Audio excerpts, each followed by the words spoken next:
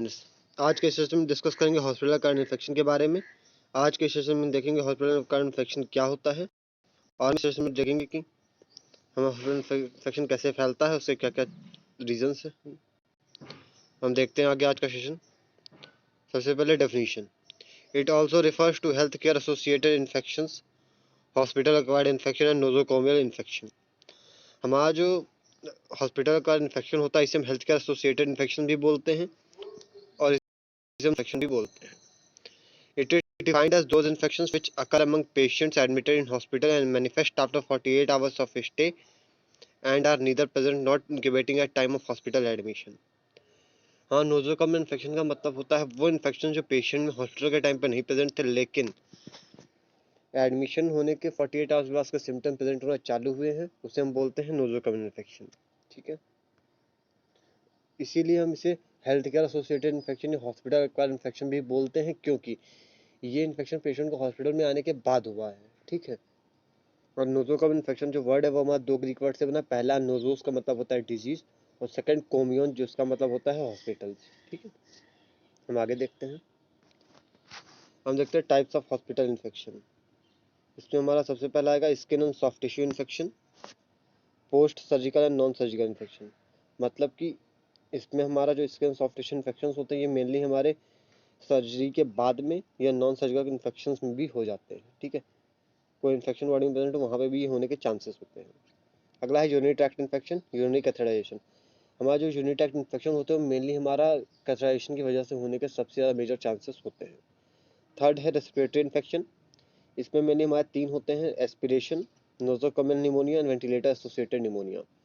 जो इन पेशेंट्स होते हैं बहुत ज़्यादा सीरियस कंडीशन में जो वेंटिलेटर पे होते हैं उनमें भी वेंटिलेटर एसोसिएटेड निमोनिया होने के चांसेस होते हैं, और हमारा नोजोकोमियल निमोनिया होने के भी उन्हें चांसेस होते हैं। अगला है बैक्टीरियल सेप्टिसीमिया। इसका मतलब होता है हमारे ब्लड में इन्फेक्शन का प्रेजेंट होना। ठीक है, हम देखते हैं माइक्रो ऑर्गेनिज्म जो ये डिफरेंट टाइप्स ऑफ इन्फेक्शंस को स्प्रेड आउट करते हैं। सबसे पहला हमारा है यूरिनरी ट्रैक्ट इन्फेक्शन। हमारे यूरिनरी ट्रैक्ट इन्फेक्शन में ई कोलाई कॉज करता है urinary tract infection, Klebsiella, Enterococcus, Staphylococcus aureus, Candida albicans. ये हमारे ऑर्गेनिज्म है जो यूरिनरी ट्रैक्ट इन्फेक्शन को लीड करते हैं। हम देखते हैं रेस्पिरेटरी इन्फेक्शन को, Haemophilus influenzae, Staphylococcus aureus, Aspergillus. ये हमारे तीन हैं जो रेस्पिरेटरी इन्फेक्शन को कॉज करते हैं। थर्ड है स्किन इन्फेक्शन। स्किन इन्फेक्शन में हमारा आएगा स्टेफाइलोकोकस ऑरियस और प्रोटियस। ये हमारे दो हैं जो हमारे स्किन इन्फेक्शन को मेनली कॉज करते हैं। हम देखते हैं ब्लड स्ट्रीम इन्फेक्शन। जो बैक्टीरियमिया हमने देखा था, बैक्टीरियमिया या सेप्टिसीमिया जो था वो हमारा MRSA और सीडोमोनास, ये दो मेन है जो कॉज करते हैं। फिफ्थ है हमारा जीआई इन्फेक्शन। गैस्ट्रोइंटेस्टाइनल इन्फेक्शन में हमारा नोरो वायरस और क्लॉस्ट्रीडियम डिफिसाइल, ये हमारे दो ऑर्गेनिज्म है जो मेनली जीआई इन्फेक्शन को करते हैं। ठीक है, हम देखते हैं चीज़ों के प्रिवेंशन की हेल्प से हम इन्फेक्शन को प्रिवेंट कर सकते हैं हॉस्पिटल में पेशेंट को होने से। सबसे पहला हमारा आएगा standard precautions. It is also known as universal precautions. हम हॉस्पिटल में सबसे पहले जो यूनिवर्सल प्रिकॉशंस या स्टैंडर्ड प्रिकॉशंस होते हैं उनको फॉलो करके किसी भी इंडिविजुअल को हॉस्पिटल में आने के बाद इन्फेक्शन होने से प्रिवेंट कर सकते हैं। सबसे पहला हमारा यूनिवर्सल प्रिकॉशन में आएगा हैंड हाइजीन। मतलब कि पेशेंट को केयर देने से पहले, पेशेंट को केयर देने के बाद हर टाइम पे हैंड वॉश करते रहना। पीपी, पर्सनल प्रोटेक्टिव इक्विपमेंट का यूज़ करना, जैसे कि ग्लव्स हो गया, मास्क हो गया। ठीक है, ये सारी चीज़ों को वियर करना ताकि हमसे कोई इन्फेक्शन पेशेंट को ना हो, पेशेंट को इन्फेक्शन हम नर्स को ना हो। ठीक। थर्ड है इन्वायरमेंटल क्लीनिंग। मतलब कि पेशेंट को जो इन्वायरमेंट है वो हाइजीनिक होना चाहिए, वहाँ पे कोई भी वेस्ट जो है प्रेजेंट नहीं होना चाहिए कभी भी, वो टोटली एकदम सराउंडिंग क्लीन होनी चाहिए। आइसोलेशन प्रिकॉशंस का मतलब ये है कि आइसोलेशन प्रिकॉशंस का मतलब है कि अगर कोई पेशेंट ऐसी डिजीज से सफ़र कर रहा है जो इन्फेक्टिव है, जो ट्रांसमिटेबल है, जो ट्रांसमिट हो सकती है और बहुत जल्दी लोगों में फैल सकती है, उस टाइम में पेशेंट को आइसोलेशन वार्ड में रखेंगे, आइसोलेट करके रखेंगे जो जनरल पॉपुलेशन या जनरल पेशेंट्स हैं। Appropriate biomedical waste disposal. Hospital में जितना भी बायोमेडिकल वेस्ट प्रोड्यूस हो रहा है उसका प्रॉपर डिस्पोजल हमारा एक मेजर प्रिवेंशन है पेशेंट को हॉस्पिटल कार्ड इन्फेक्शन से प्रिवेंट करने का। जैसे हम देख सकते हैं इसमें हमारे सारे पर्सनल इक्विपमेंट बने हुए, ग्लव्स है, मास्क है, आई प्रोटेक्टर है, हेयर कवर है, ठीक है, गाउन है, ये सारी चीज़ें हमारी जो प्रिवेंट करती हैं। हम देखते हैं, हमारे पहला था यूनिवर्सल प्रिकॉशंस, दूसरा hand hygiene. Most important method to control spread of infection within hospital. Hand hygiene का मतलब है कि पेशेंट के कांटेक्ट में आने से पहले, हर बार आने से पहले हैंड वॉश नर्स करेगी, ताकि कोई भी इन्फेक्शन नर्स का पेशेंट को ना हो। ठीक है। Second, safe injection practices, prevention of disease transmission during preparation and administration of parental medications.